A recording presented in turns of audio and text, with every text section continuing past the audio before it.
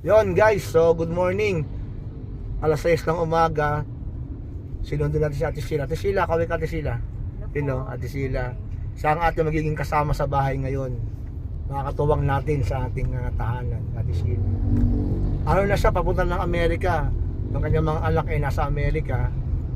Habang nag-aantay, kinuha muna natin siya. Makasama natin.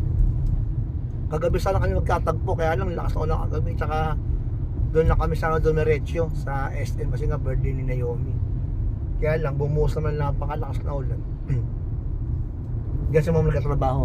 Diyan. University of Caloocan City.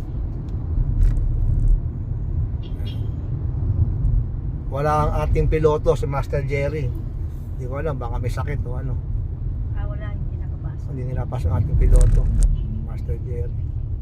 Kaya ang ating dala ngayon ang ating Stargazer. Okay.